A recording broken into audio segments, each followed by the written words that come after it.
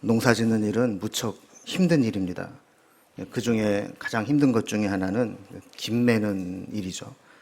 김매기는 논밭에 심은 작물에 생육에 지장을 주는 잡초를 없애는 일입니다. 이 잡초는 워낙 무성하게 자라고 번식력도 왕성해서 한번 자라기 시작하면 근절시키는 것이 쉽지 않습니다. 그래서 농사는 잡초와의 투쟁이라 부르기도 합니다. 김을 메고 나면 뒤돌아보면 처음에 김했던 다시 잡초가 또 자라고 있다고 이야기를 할 정도로 그렇게 잡초는 무성하게 자라죠. 유대인들이 원한을 갖고 싶은 사람에게 보복하는 방법 중에 하나가 그 사람 밭에 몰래 가라지 씨를 뿌려놓는 거라고 합니다. 그러면 밭주인은 이 가라지 때문에 애를 먹게 되는 것이죠. 왜냐하면 이 씨로 뿌려놓은 가라지가 어느 순간에 자라나서 확 퍼지게 되면 이 밭 전체를 가라지로 덮어버리기 때문입니다. 이 가라지는 처음에는 싹이 나고 자랄 때 이 알곡과 구분이 잘 안 되지만 이게 더 어렵게 만드는 거예요. 이게 뽑아버릴 수도 없고 그냥 둘 수도 없는 것이죠. 뽑아버리자니 잘못하면 알곡을 상하게 할 수 있고 그냥 내버려 두자니 가라지가 곡식에게 가야 될 양분을 다 가로채버리기 때문입니다. 오늘 본문은 이런 상황을 비유로 예수님이 말씀하신 내용입니다. 먼저 24절을 보면 예수께서 그들 앞에 또 비유를 들어 이르시되 천국은 좋은 씨를 제 밭에 뿌린 사람과 같으니라고 시작합니다. 그러니까 이 이야기는 비유인데 무슨 비유냐? 천국에 대한 비유라는 거예요. 마태복음 13장은 7가지 천국에 대한 비유의 가르침을 모아놓은 장입니다. 이 비유들의 공통점들은 예수님이 오심으로 인해서 시작된 하나님의 나라가 점점 확장되어 나간다는 것입니다.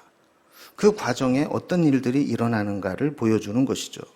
그래서 이것을 신학적으로는 already not yet 이라는 개념을 사용하기도 합니다.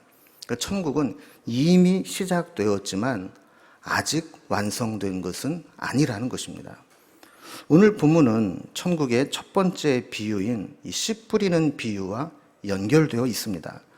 우리가 읽은 본문, 가라지 비유라고 알고 있는 이 본문 바로 앞부분에 보면 내 밭에 씨를 뿌리는, 씨 뿌리는 비유가 나오고 있죠. 어떤 사람이 좋은 씨를 자기 밭에 뿌립니다. 그런데 이 씨가 때로는 길가에, 때로는 흙이 얇은 돌밭에, 때로는 가시덤불 위에 떨어지게 됩니다. 이런 것들은 열매를 맺지 못한다는 것이죠. 그러나 좋은 땅에 떨어진 씨앗은 100배, 60배, 30배의 결실을 하게 된다는 말씀입니다. 자, 그러면 이 좋은 땅에 좋은 씨가 뿌려지면 저절로 열매가 맺혀지느냐? 그렇지 않다라는 거예요. 옥토에 좋은 씨가 뿌려져도 한 가지 해결해야 될 문제가 더 남아있다는 겁니다. 그게 바로 가라지의 문제입니다. 25절에 보면 사람들이 잘 때에 그 원수가 와서 곡식 가운데 가라지를 덧뿌리고 갔더니 라고 했습니다. 여러분, 농부가 아무리 부지런하고 열심히 일을 해도 잠을 안 자고 24시간 내내 논밭에 붙어 있을 수만은 없습니다. 힘든 농사를 짓고 밤이 되면 잠을 자야 되죠. 그런데 이 악한 자가, 이 원수가 그 밤의 틈을 타서 몰래 가라지를 덧뿌리고 갔다라는 거예요. 이 가라지가 뿌려지면 처음에는 그걸 알아차리지 못합니다. 이미 곡식이 먼저 자라고 있었기 때문에 가라지 씨는 보이지 않습니다. 그런데 어느 순간 보면 가라지가 쑥쑥 올라오게 되는데 알곡이 싹이 나고 자라나서 이삭이 패일 때쯤 되면 이때 가라지가 보이기 시작했다라는 거예요. 여기서 가라지가 보였다는 것은 여기저기에서 띄엄띄엄 가라지가 나왔다는 게 아니라 그냥 전반적으로 가라지 씨 뿌려놓은 것이 확 일어나서 이게 알곡을 심어놓은 밭인지 가라지 밭인지 분간을 하기 힘들 정도로 가라지가 무성하게 자라났다라는 것입니다. 밭을 관리하는 종들이 이것을 보고 주인에게 보고합니다.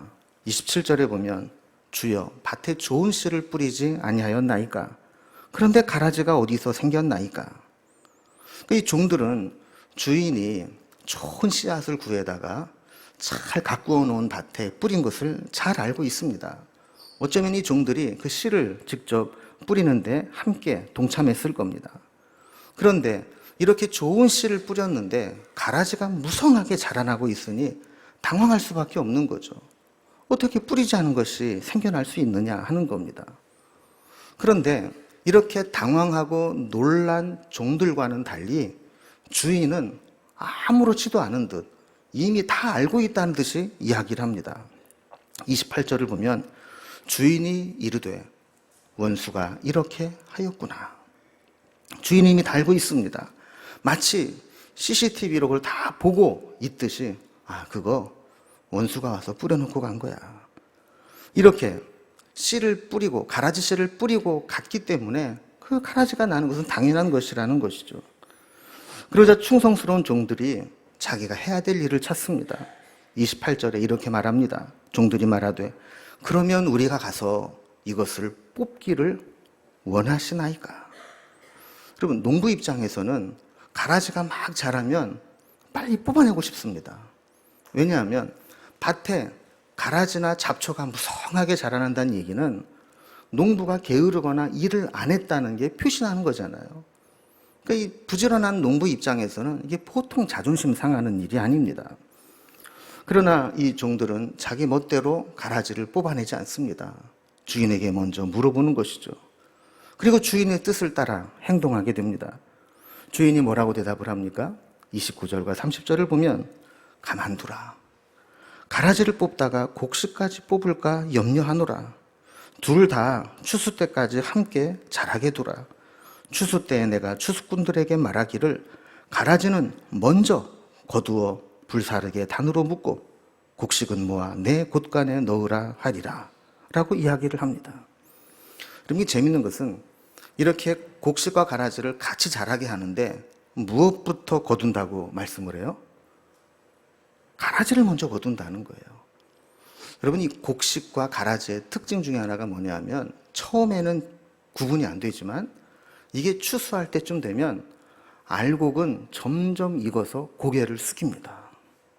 그런데 피나 잡초는 계속 무성하게 올라옵니다. 그러니까 주인이 볼 때 뭘 먼저 거두는 게 편하냐? 이 올라온 잡초들을, 가라지를 먼저 거두는 게 편한 거예요. 그래서 이 가라지가 막 자라날 때 보면 저거 왜 저렇게 가라지가 빨리 자라지 하는데 이걸 심판할 때 보면 그렇게 빨리 자라난 것이 먼저 심판을 받게 된다라는 거예요. 여러분, 우리는 이것은 이 세상을 살아가면서도 우리가 그런 생각을 하기 쉽습니다. 왜 아기는 저렇게 번성하고 성공하고 잘 될까? 왜 당시에는 우리가 이해가 안 돼요. 그러나 심판 때 보면 그래서 그렇구나. 저들이 먼저 망하는구나. 하나님이 먼저 저들을 심판하시는구나. 이것을 알게 된다라는 겁니다. 자, 이 이야기는 예수님께서 그 수많은 사람들에게 농사를 이렇게 지어라. 농사법에 대해서 말씀하신 게 아닙니다. 아까도 말씀드린 것처럼 이 이야기의 본질은 천국에 대한 이야기입니다. 제자들은 처음 이 이야기를 들었을 때 그 의미를 잘 알아듣지 못했습니다. 그래서 36절에 보면 그들이 집에 돌아왔을 때 이렇게 묻습니다. 밭의 가라지 비유를 우리에게 설명하여 주소서. 그 당시에는 제자들도 이 의미를 잘 못 알아들었다는 거예요. 잘 못 알아들었다는 건 두 가지 의미가 있는데, 하나는 그 내용을 이해하지 못했다거나 아니면 그 내용은 이해했지만 자신들의 생각과 전혀 다르기 때문에 그 의도를 가르쳐 달라는 거예요. 아까도 말씀드린 것처럼 밭에 잡초나 가라지가 생기면 어떻게 해야 됩니까? 뽑아야 되죠. 그게 일반적인 상식입니다. 그런데 주인은 그냥 내버려 두라는 거예요. 추수 때까지. 이게 도대체 무슨 의미입니까? 왜 그렇게 해야 됩니까? 가라지를 뽑지 말라니요. 이렇게 지금 물어보고 있는 것이죠. 37절 이하에 보면 예수님께서 이 비유를 해석하기 위해서 그 비유의 의미들을 하나하나씩 설명합니다. 좋은 씨를 뿌리는 이는 인자라. 곧 예수님이 씨 뿌리는 자라는 거예요. 그리고 그 씨가 뿌려진 밭은 우리가 살아가고 있는 이 세상이라는 겁니다. 그리고 좋은 씨는 천국의 아들들, 하나님의 백성이라는 것이고, 악한 자의 아들들은 마귀의 자식들인데, 이 악한 자는 모든 넘어지게 하는 것과 또 불법을 행하는 자라, 이렇게 말씀을 합니다. 그리고 가라지를 뿌린 자는 원수라고 이야기를 하고, 추수 때는 세상 끝이라고, 그리고 추수꾼은 하나님이 보내신 천사들이라고 말씀을 합니다. 그러니까 이런 비유들을 이야기로 정리를 대입해서 해보면, 하나님의 백성들은 원수 마귀가 심어놓은 악한 자들과 함께 한동안 이 세상을 공존하며 살아가야 된다라는 겁니다. 그러나 이 세상 끝날 때가 되면 주님이 천사들을 통해 알곡과 가라지를 구별해서 하나님의 백성은 천국에서 해와 같이 빛나게 할 것이고, 악한 자들은 풀무불에 던져 울며 이를 갈게 될 것이다 라는 것이 이 이야기의 설명이라는 거예요. 우리는 지난주에 말씀을 살피면서 왜 세상이 이렇게 돌아갈까? 우리가 이해하기 힘든 모습들이 보여진다고 했죠. 그러면서 영적 전쟁이 일어나고 있기 때문이라 하는 이야기를 하면서, 최근 이 영적 싸움의 전세는 우리가 매우 고전하고 있고 상당히 밀리고 있는 상황이다, 이런 이야기를 했습니다. 그런데 오늘 우리가 이게 연장선상에서 보게 되면, 왜 이 세상이 이렇게 될까? 악한 자가 가라지를 뿌려놓고 간 세상에 우리가 가라지와 함께 살아가기 때문이라는 거예요. 그럼 우리는 어떻게 해야 될까? 여기에 대한 해답이 오늘 이 가라지 비유를 통해 우리에게 주고 있습니다. 우리는 가라지가 무성한, 악이 무성한 세상에 살아가고 있다 할지라도 낙심하거나 절망할 필요가 없습니다. 하나님은 하나님의 방법대로 하나님 나라를 확장해 나가고 계시고, 이것을 방해하는 가라지 같은 세력이 있다 할지라도 하나님은 결국 하나님 나라를 세워 나가실 것이기 때문이라는 것이죠. 자, 그러면 이 말씀을 통해서 우리에게 주시는 교훈이 어떤 것들이 있는가를 한번 정리해 보도록 하겠습니다. 먼저 첫 번째로, 이 세상은 가라지와 섞여 살아가는 세상이라는 겁니다.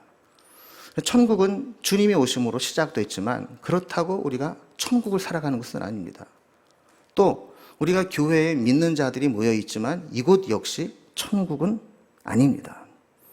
주인이 밭을 잘 관리하고 좋은 씨를 뿌렸지만 악한 자가 가라지를 뿌려놓으면 그곳은 알곡만 있는 곳이 아니라 가라지도 함께 자라는 밭이 된다는 것이죠. 하나님이 주관하시는 이 세상에 왜 악이 존재할까? 하나님이 공의의 하나님이시라는데 왜 악인들을 심판하지 않을까? 이런 의문들을 우리가 갖게 되는데, 여기에 대해서 성경은 우리에게 말씀하고 있는 겁니다. 악한 자가 가라지를 뿌려놓았기 때문이다. 여러분, 밭에는요, 가만두어도 잡초가 저절로 생겨나서 무성해집니다. 그런데 가라지를 뿌려놓았으니 얼마나 이 잡초가 무성하게 자라겠어요. 주인과 농부가 잘 관리를 하는 밭에도 가라지가 뿌려지고 가라지가 자라날 수 있듯이, 우리 성도들의 마음에도, 성도들의 가정과 삶에도, 심지어 교회 안에도 가라지는 뿌려질 수 있고, 또 이 세상에는 악한 자가 마음 놓고 가라지를 뿌리고 다니기 때문에 이 세상에는 가라지와 같은 것들이 무성하게 자라고 있음을 보게 됩니다. 우리 안에 이기심과 욕심과 교만과 죄에 대한 충동의 가라지를 뿌려놓고 지나가게 되면 처음에는 그게 별거 아닌 것 같은데 이것이 자라나서 나중에는 우리를 완전히 덮어버릴 수 있습니다. 종종 보면 처음에는 그렇게 겸손하고 순수하고 성령 충만했던 사람인데 어느 순간에 보면 가라지에 의해서 그 좋았던 성품들을 다 빼앗겨 버리고 이상한 사람으로 변해버리는 것을 보게 되는 것이죠. 이렇게 이 세상은 가라지와 함께 섞여 살아가는 세상입니다. 사람들이 있는 곳에는 악한 자가 항상 가라지를 뿌려놓습니다. 교회에서 하나님 나라를 위해 선한 일을 하려고 모여도 악한 자는 그곳에도 가라지를 뿌려놓을 수 있습니다. 은혜 받는 자리일수록 악한 자는 은밀하게 다가와 가라지를 싹 뿌려놓고 가버립니다. 우리가 이것을 분별할 수 있어야 됩니다. 이 세상은 그 어느 것도 완벽한 곳은 없고 또 그 어떤 것도 아직 천국이 완성되지 않았습니다. 우리는 한동안 이 가라지와 같이 살아가야 된다는 것을 인정하고 분별할 수 있어야 됩니다. 크게 두 번째로 우리가 살펴볼 것은 가라지는 어떤 특징이 있는가 하는 겁니다. 가라지의 특징 첫 번째는 누가 뿌렸는지 모르게 몰래 뿌리고 간다는 거예요. 그리고 뿌려진 가라지는 쉼 없이 자라고 있다는 겁니다. 뿌려진 가라지는 우리가 모르는 사이에 자라서 알곡을 위협합니다. 이 마귀의 가장 좋아하는 전술 중에 하나가 대리전이라고 그랬죠. 자기는 드러나지 않아요. 누군가를 대리로 내세워서 그 사람을 충동하고 어떤 조직이나 어떤 것들을 이용해서 역사를 하는 겁니다.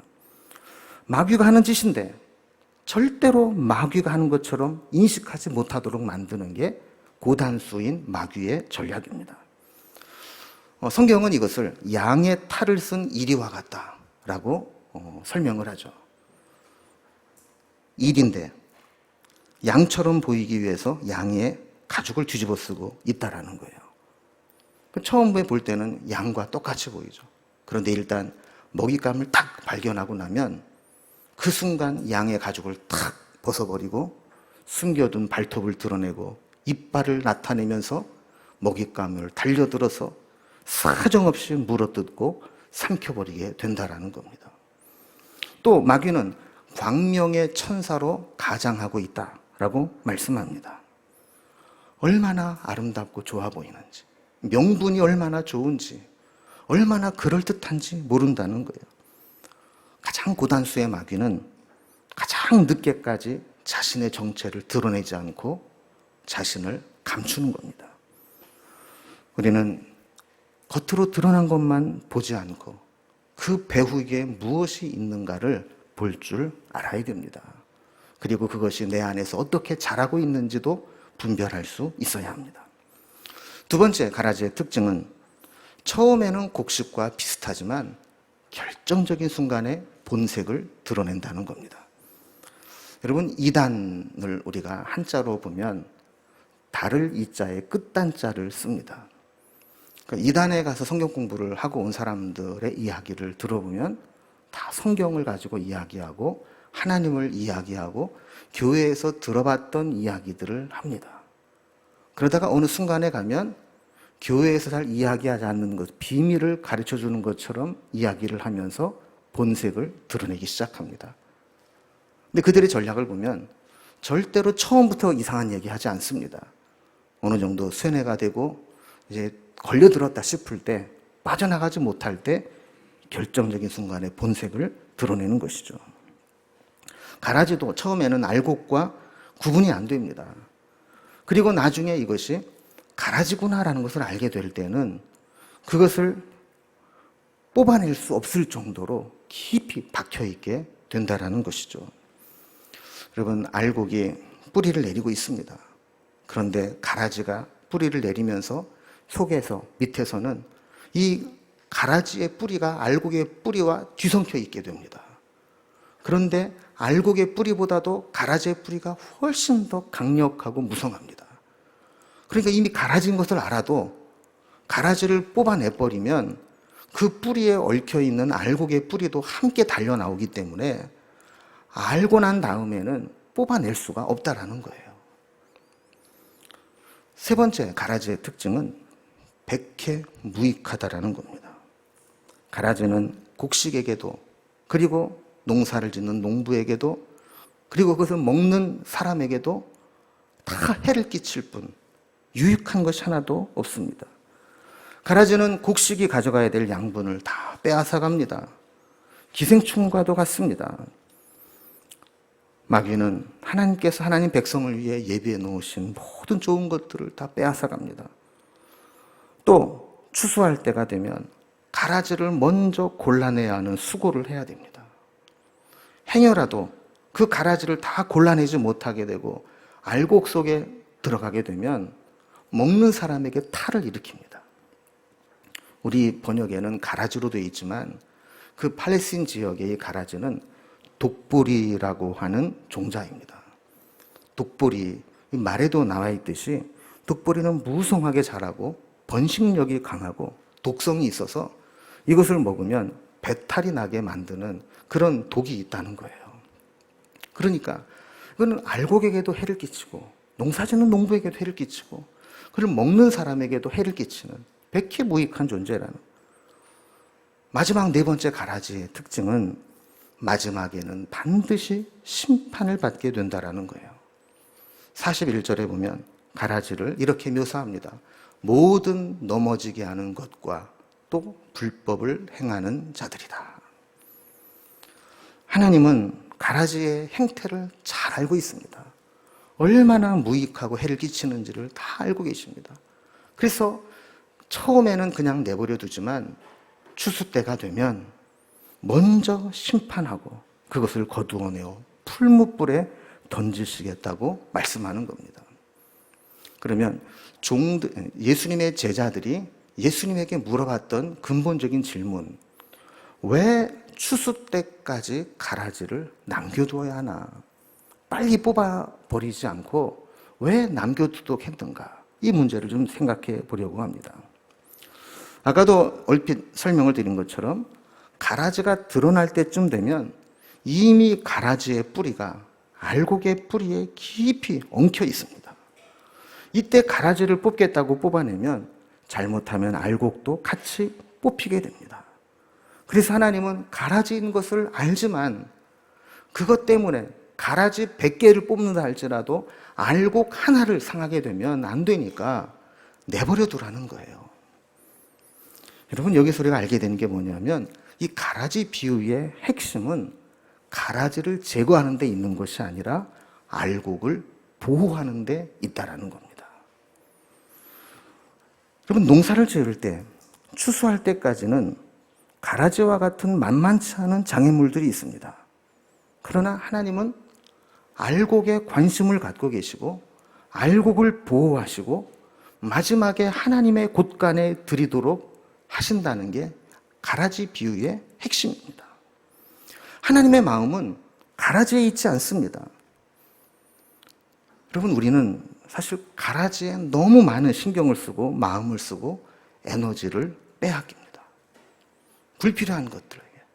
이 가라지에게 막 신경을 쓰고 그것 때문에 막 스트레스를 받고 저걸 뽑아버려야 되는데 저걸 없애야 되는데 이렇게 살아가는 거죠. 그런데 하나님은 그 가라지에 관심이 없어요. 거의 신경을 안 써요. 그것 때문에 알곡이 다칠까 봐 알곡에 관심이 있다라는 거예요. 여러분, 우리는 하나님을 예배하는 믿음의 사람들이지만 이 세상에 나아가면 우리의 삶의 근간은 세상과 분리할 수 없을 정도로 밀착되어 있고 세상과 얽혀 있습니다. 우리가 수도원에 들어가지 않는 한 우리는 세상과 깊숙이 연관되어 있는 삶을 살게 되는 것이죠. 여러분, 우리가 경제생활을 할 때 세상과 떠나서 할 수 없습니다. 우리가 사회생활을 할 때 세상과 분리돼서 믿음의 사람들끼리만 할 수 없습니다. 어쩌면 목사를 제외한 대부분의 성도님들은 이 세상을 살아갈 때 오히려 안 믿는 사람과 또 세상의 가라지와 같은 세력들과 함께 뒤엉켜서 살아가야 되는 세상이라는 겁니다.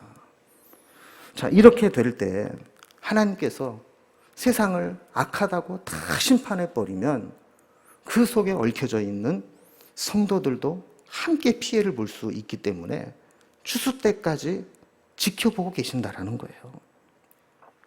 오늘 본문에 보면 그렇게 하는 이유 중에 하나가 이 주인의 자신감입니다.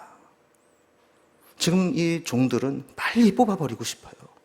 그런데 주인은 그냥 내버려둬도 자신이 있다는 거예요. 여러분, 하나님은 악이 득세하고 이 세상에 악한 세력이 믿음의 사람들을 괴롭히고 억울하게 만드는 상황 가운데서도 하나님은 다 대책이 있으시고 하나님의 계획이 있으시다라는 겁니다. 하나님께서 당장 가라지를 뽑아내지 않으시는 것은 능력이 없어서가 아니라 알곡되는 우리 성도들을 위함이라는 것이죠. 하나님 나라를 확장하기 위해 세워진 교회는 교회의 본질만 훼손되지 않는다면, 그리고 성도들이 그 추수 때까지 잘 견뎌낼 수만 있다면 가라지와 함께 살아가는 세상에서도 하나님은 그 알곡 신자들을 지켜내실 것이고 천국 곳간으로 인도해 드리실 것이라는 하나님의 계획이 있는 겁니다. 여러분, 요즘과 같은 이 코로나 시대를 지내면서 사실 우리가 이제 걱정되는 것 중에 하나가 뭐냐면, 야, 이거 이렇게 되다가 우리가 신앙을 잘 지켜낼 수 있을까? 또 교회가 영적인 능력을 잃어버리지는 않을까 하는 염려들을 하게 되는데, 오늘 이 가라지 비유를 통해서 보게 되면 여러분, 우리가 믿음 안에 잘 붙어 있기만 하면 하나님께서는 그 알곡을 지키시고 보호하시고 결국 하나님 나라 백성으로 만드신다라는 그 의지를 보게 되는 겁니다. 가라지와 알곡은 이렇게 한동안 함께 자라날 수밖에 없습니다. 같은 밭에서 함께 동거해야 됩니다. 적과의 동침과 같이 이건 어떻게 할 수 없는, 분명히 해로운 것인 것을 알면서도 우리는 어쩔 수 없이 가라지와 함께 살아가야 됩니다. 가라지와 함께 살아가야 된다는 것은 알곡 입장에서는 무척 괴롭고 힘든 일입니다. 그러나 하나님은 이 과정을 통해서 우리의 믿음을 더 굳건하게 만드십니다. 그 가라지 뿌리에 얽히고 설켜서 우리를 힘들게 만들고 쪼여오는 그 속에서 살아남기 위해서 우리는 더 깊이 뿌리를 내려야 되고 더 우리를 튼튼하게 만들어야 되듯이, 이 세상의 공격을 받으면서 믿음의 사람들은 더 믿음이 굳건해지는 겁니다. 평안할 때에는 그 믿음이 연단되지 않습니다. 그러나 이런 곤고한 시기, 힘든 시기를 보낼 때 우리는 더 믿음으로 굳건해집니다. 때로는 세상을 이기는 지혜를 배우게 되고 믿음과 능력을 얻게 됩니다. 어제 어떤 외국에 사는 선교사하고 이렇게 통화를 했는데 한국을 그렇게 부러워하는 거예요. 하루에 몇천 명씩 거기는 확진자가 나오고 있고 막 불안해하는데 한국은 얼마나 좋으냐는 거예요. 제가 그랬어요. 근데 신앙적으로는 별로 안 좋은 것 같아. 왜 그래? 제가 그런 얘기를 왜 했을까요? 그럼 우리는 사실 그런 생각을 하잖아요. 우리는 의료진도 좋고 방도 잘 돼서 정부에서 그냥 다 무료로 치료해 주지, 걸려도 고생은 한다고 그러지만 그렇게 위험하지 않아, 이런 생각을 은연중에 한다고요. 그러니까 여러분, 사실 코로나 때문에 하나님 더 찾습니까? 코로나 때문에 두려워하는 마음으로 하나님 더 의지하고 붙잡습니까? 저부터도 그 코로나 때문에 파생되는 문제들로 인해서 기도는 하지만 내가 코로나 걸려서 죽을 것 같다, 이런 두려움에 하나님 찾지는 않았던 것 같아요. 여러분, 우리가 위기를 만나고 어려움이 있고 곤고함을 만날 때 우리는 더 하나님을 찾고 척박한 환경 속에서 더 깊이 뿌리를 내리고 자생력이 늘어나듯이 그런 신앙을 가져야 되는데, 너무 편안하고 안일하게 되면 그 신앙을 잃어버릴 수 있다는 겁니다. 그래서 어떤 면으로 보면 가라지와 함께 살아간다는 것이 늘 깨어있게 만들고 더 하나님께 깊이 뿌리를 내리게 만들고 믿음이 아니면 안 된다라고 하는 것을 깨닫게 만드는 영향이 될 수 있다는 거예요. 여러분, 이 세상은 가라지가 점점 번성해서 어느 순간에 그 본색을 드러내게 되는 세상입니다. 그럼에도 불구하고 하나님은 그것을 남겨두시면서 우리를 지키시고 보호한다는 사실을 기억해야 될 줄로 믿습니다. 마지막으로 한 가지만 더 살펴보면, 성경은 우리에게 너무 쉽게 가라지라고 단정 짓지 말라고 이야기합니다. 주인은 가라지를 구별해서 뽑아내는 일을 추수꾼에게 맡기겠다고 말씀합니다. 종들은 자신들이 빨리 뽑아내고 싶습니다. 여러분, 여기에는 어떤 마음이 있느냐 하면 적어도 나는 가라지는 아니다 라는 생각이 있기 때문에 가라지를 뽑아내라는 거예요. 그런데 여러분, 선과 악은 우리 속에서 그렇게 극명하게 구별될 때도 있지만 교묘하게 섞여 있을 때가 훨씬 더 많습니다. 마치 알곡의 뿌리에 가라지 뿌리가 들어와서 그 뿌리 사이사이를 얽어매고 있듯이 선으로 가장된 우리의 마음과 의도 속에 가라지와 같은 악한 것들이 그 틈틈이 메꾸고 있을 수 있다라는 거예요. 물론 가라지는 알곡이 될 수 없습니다. 그러나 지금 초기에 저거는 가라지다, 뽑아버려야 된다, 저것은 알곡이다, 잘 보호해야 된다, 이렇게 쉽게 단정 지어서는 안 된다는 겁니다. 고린도전서 4장 5절에 보면 그러므로 때가 이르기 전 곧 주께서 오시기까지 아무것도 판단하지 말라. 그가 어둠에 감추인 것을 드러내고 마음의 뜻을 나타내시리니 그때에 각 사람에게 하나님으로부터 칭찬이 있으리라. 이 말씀의 핵심이 뭡니까? 주님이 오시기까지 아무것도 판단하지 말라는 거예요. 아직 드러나지 않았기 때문에, 어둠 가운데 있기 때문에 어둠 가운데 희미하게 보고 이것을 이것이다라고 단정 짓지 말라는 이야기입니다. 지금 당장 내 기준으로, 내 판단으로 다른 사람을 심판하고 단정 지으려고 해서는 안 된다는 것이죠. 지금 내가 보기에는 가라지처럼 보이지만 실제로는 알곡일 수 있습니다. 반대로 지금 내가 보기에는 알곡처럼 보이지만 사실은 알곡처럼 보이는 가라지일 수 있습니다.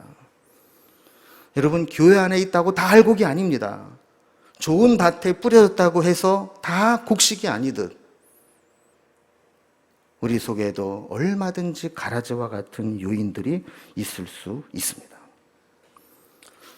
하나님은 하나님의 방법대로 하나님의 나라를 확장시켜 나아갑니다. 천국은 완성형으로 우리에게 주어지지 않고 진행형으로 주어졌습니다. 천국은 주님이 오시면서부터 악의 세력이 완전히 사라지고 천국의 완성품으로, 완제품으로 우리에게 내려온 것이 아니라 우리가 마지막 종말의 때 그 천국을 완성할 때까지 계속 이루어져 나가야 하는 진행형으로 주셨다라는 겁니다. 여러분, 이때까지, 그 마지막 추수 때까지의 이 시간은 매우 중요한 의미를 가지고 있습니다. 그때는 하나님의 입장에서 보면 의인을 구원하고 보호하고 악인을 심판하기 위해 기다리는 시간입니다. 그리고 성도들에게는 회개하고 변화할 수 있는 기회의 시간입니다. 그리고 사명자들에게는 마지막으로 복음을 전하고 선교하고 전도할 수 있는 사명의 시간이기도 합니다. 지혜로운 사람은 왜 추수 때까지 가라지를 뽑아내지 않느냐라고 원망하고 불평하는 것이 아니라 그 추수 때까지 그 시간, 그 기회를 내가 어떻게 활용해야 될까를 고민하며 그 시간을 선용하는 사람입니다. 하나님께서 우리에게 그 시간을 남겨주셨습니다. 우리는 그 시간을 어떻게 활용해야 될까요? 그 시간이 우리에게는 변화와 회개를 만들어내는 기회의 시간이 되기를 바랍니다. 또 하나님이 우리에게 주신 그 사명을 완성해 나가는 사명의 시간이 되기를 바랍니다. 여러분 주변에 어떤 가라지들이 있는지 모르겠습니다. 때로는 보이지 않는 가라지의 뿌리가 여러분을 어떻게 옥죄이고 있는지 모릅니다. 그러나 잘 견뎌내십시오. 그 추수 때까지 잘 견뎌내십시오. 그러면 반드시 하나님은 우리를 믿음의 승리의 자리로 인도하실 것이고 하나님의 나라 곳간에 들여내실 것입니다. 그때까지 믿음으로 승리하는 우리 공동체가 되기를 주님의 이름으로 기원합니다. 기도하겠습니다. 하나님 아버지, 가라지가 온 세상을 덮고 때로는 우리의 믿음의 근간에까지 뿌리를 내리고 옥주해 있는 것처럼 느낄 때가 있습니다. 그러나 하나님께서 이 모든 것을 지켜보고 계시고 추수 때까지 내버려 두셨다가 심판하실 것을 저희들은 분명히 믿습니다. 그 추수 때까지 믿음으로 잘 견뎌낼 수 있도록 도와주시옵소서. 가라지로부터 피해를 입어도 결국 믿음이 이겨내는 것을 확신하며 믿음으로 견뎌내는 저희들이 되게 하여 주옵소서. 그리고 추수 때까지의 그 시간, 그 기회를 잘 선용하여서 하나님 앞에 추수 때에 서게 될 때 영광스럽게 주님 앞에 서는 저희들이 되게 하여 주옵소서. 예수님의 이름으로 기도드리옵나이다. 아멘.